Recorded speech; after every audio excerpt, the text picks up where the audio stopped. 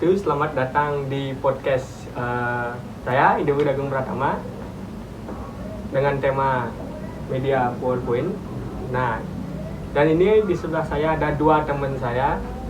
Boleh diperkenalkan? Ya, kenalkan, nama saya Ide Made Saputra Mahendra sebagai narasumber 1. Perkenalkan, nama saya Ide Widya Rentara sebagai narasumber 2. Baik, ngomong-ngomong, kesibukan kalian berdua ini sekarang ngapain? Kesibukan saya untuk saat ini, saya kan kuliah di Istiqom semester 8. Kesibukan saya membuat skripsi dan stres saya untuk saat ini. Untuk saya kan baru tamat SMA nih, saya memilih lanjut ke dunia kerja, tapi saya memiliki ketertarikan terhadap dunia kuliah. Kenapa tidak langsung kuliah? Saya mau cari penghasilan sendiri dulu, baru nanti biar gak membebani orang tua. Masuk ke finansial.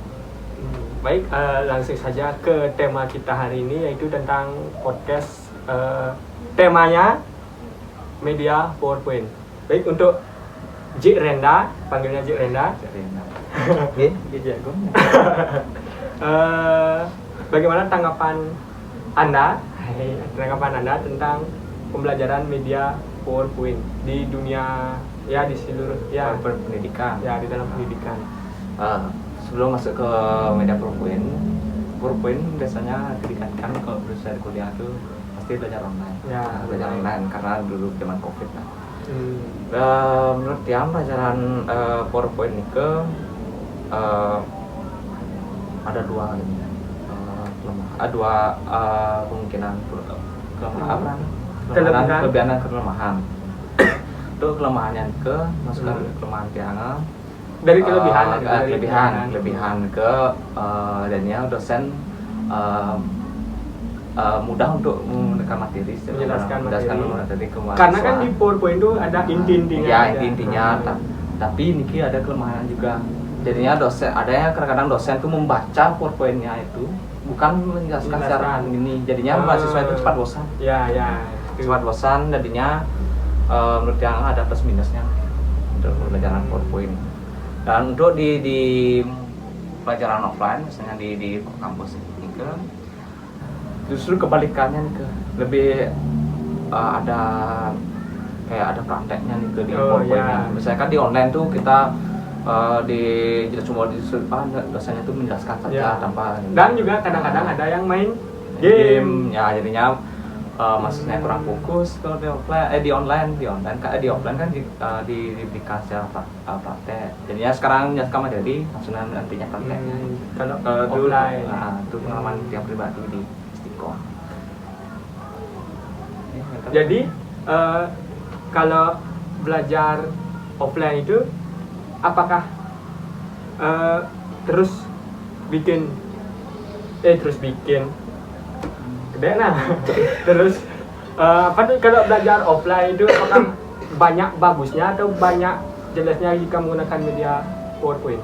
Untuk media, kalau pembelajaran offline lebih bagus menggunakan PowerPoint karena langsung secara face to face dengan mahasiswa untuk menjelaskan materinya. Terus tadi disinggung tentang dari yang mahasiswa kurang fokus tadi itu, yang main Mobile Legends kalau online. Kalau offline kan langsung dengan dosennya langsung, jadi artinya menjelaskan secara PowerPoint. Nanti dosennya setelah dia menjelaskan tuh nanti dia memberikan praktek. Jadinya lebih bagus di offline sih untuk pelajaran PowerPoint. Berarti untuk di online kurang. Di online dan kurang. Memang ada kelebihannya. Tadi yang jarak kampus misalnya jauh, saya kan kuliah di mana saja online. Pakai PowerPoint misalnya gitu. Jadinya banyak kelemahan sih online. Nah, sekarang untuk Dodepio, ya, dia kan juga pernah belajar online menggunakan pasti dendeknya menggunakan media PowerPoint pas waktu SMA. Jadi gimana untuk pembelajaran online dalam media PowerPoint? Menurut saya media PowerPoint kan itu pakai Zoom. Untuk media PowerPoint itu ada kebanyakan kelemahannya sih. Soalnya kan yang pertama mungkin kan kita buatnya dari laptop, terus pas ngirimnya ke Google Classroom bisa aja kan dijiplak sama teman gitu. Menurut saya kekurangannya tinggal ganti nama aja. Terus kelebihannya mungkin saya lebih suka menggunakan PowerPoint untuk kayak presentasi ketimbang menggunakan double folio. Secara pribadi kan saya emang kayak males nulis gitu loh. Ya, males nulis. Lebih enak ngetik daripada nulis gitu.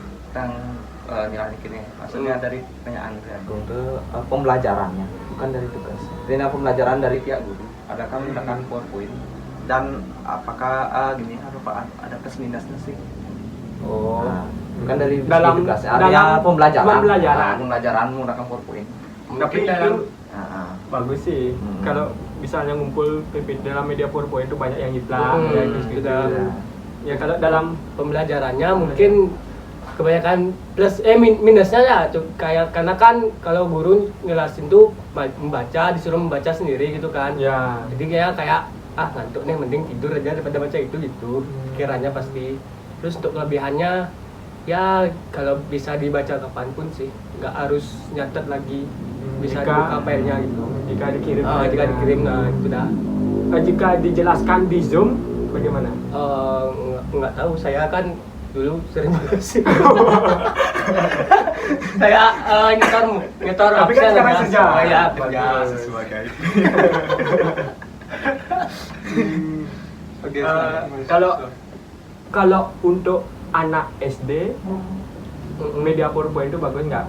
Misalnya kalau sekolahnya memadai ya, tapi kan kadang di Indonesia kan masih tergantung belum ya ini. masuk dari Agung itu tergantung sekolahnya juga. Kalau sekolahnya kayak yang belum memadai fasilitasnya, artinya dipaksa online padahal dia belum siap online, jadinya siswa yang tidak memiliki HP, siswa SD itu misalnya SD, ya mungkin orang tuanya nggak punya HP, gimana jadinya penyaluran materi sama gininya tuh kurang.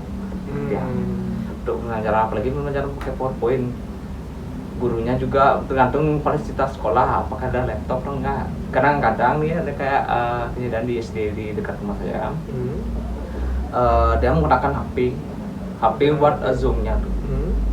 Jadinya materinya tuh dibacakan, bukan dia share PowerPoint. Jadinya dia dibacakan sama dia sama gurunya, materinya tuh sampai diginiin bukunya. Disoroti bukunya seperti itu pakai kamera. Kan di Zoom tuh disoroti apa maksudnya dari di SD gitu. Di SD gitu. Jadinya waktu Covid. Adiknya berarti? Adiknya yang nomor 2? Enggak, itu kan ini maksudnya pengalaman dari gini. Dari siswa di sana. Dari orang tua siswa lah jadinya. Jadinya kurang efektif dibandingkan SMP sama SMA untuk pembelajaran online menggunakan PowerPoint.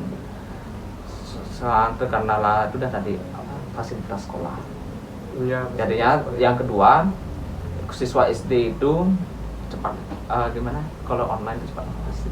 Ya sih. Cepat malah jadinya pegang HP pas Zoom dulu. Kalau tanpa pengawas orang tua jadinya ya dalam istilah banyak ngelewo, istilah baliknya ngelewo dia pembelajaran online. Tidak fokus.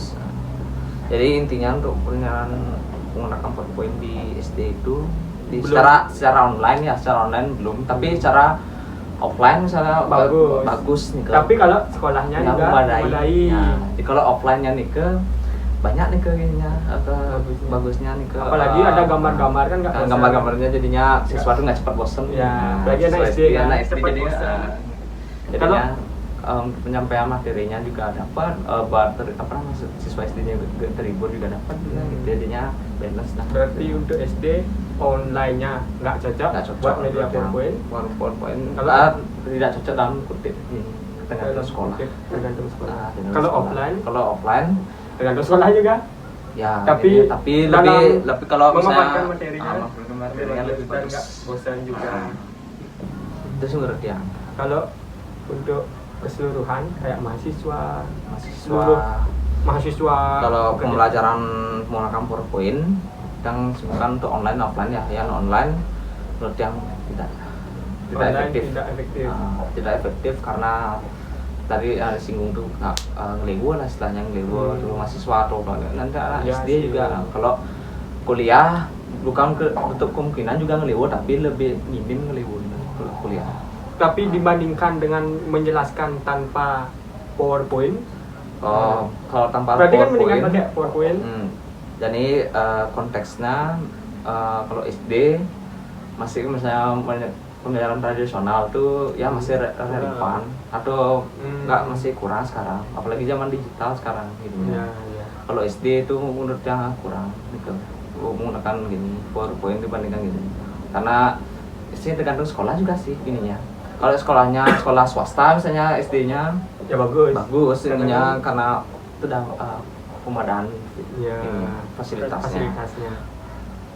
Kalau untuk SMA ke bagus nih Kan sudah ada artinya ada proyektor dan gini ya apa skala fasilitasnya dan juga ada. udah ngerti dan siswa-siswanya udah gini artinya memahami misalnya materinya ya ada sih yang nggak gini tapi pengembangan zaman juga pasti untuk kuliah sangat penting tuh karena apalagi kita yang jurusan IT kalau diomongin dia tanpa ada bicarakan tanpa ada gini PowerPoint itu susah jadinya ada memahami gitu. Jadinya untuk di perkuliahan tuh sangat bagus ya sih. Kalau kuliahnya offline, kalau online masih kurang menurutnya. Kalau online kan banyak juga sinyalnya jelek. Iya, juga kendala kan. Halangan tadi. Itu cuma untuk pembelajaran PowerPoint skala offline dengan online. Berarti menurut tingkatan pendidikannya berarti ada kalau di SD ada kebanyakan jeleknya. Iya, banyakan kalau SMP jelek artinya untuk saat ini belum artinya belum merata lah. Kayak tadi fasilitasnya tuh kurang di beberapa sekolah. Baiknya sih dimulai pas SMA ke atas. Ya, sebaiknya. SMP atau enggak SMP juga. SMP kan SMP kelas proyektor juga. SMP kelas 9 tuh. Artinya dia mulai belajar lah menggunakan PowerPoint-nya. Ya membuat persiapan kuliah juga kan. Berarti PowerPoint penting atau tidak? Untuk tergantung sih menurut ya tergantung jenjang pendidikannya kan. Kalau misalnya SD memang penting tapi memang bagus tapi tergantung juga gininya apakah mau ada itu enggak gininya. Kalau di SMA sama tingkat kuliah tuh penting menurutnya bagus. Toh paling penting kan kuliah menurutnya. Karena ini ke tapi penting soal kuliah. Kalau kita nggak menjelaskan secara artinya PowerPoint misalnya langsung kurang jadi mahasiswa menangkap. Itu sebenarnya. Baik. Begitu tanggapan tentang pembelajaran memakai media PowerPoint dari narasumber 1 Renda dan narasumber 2 Pou Topio. Segitu saja podcast kita hari ini dan terima kasih telah datang ke rumah kecil saya. Baik, terima kasih juga yang sudah menonton. Saya menghilang. Om Santi Om. Santi Om. Audio Jungle.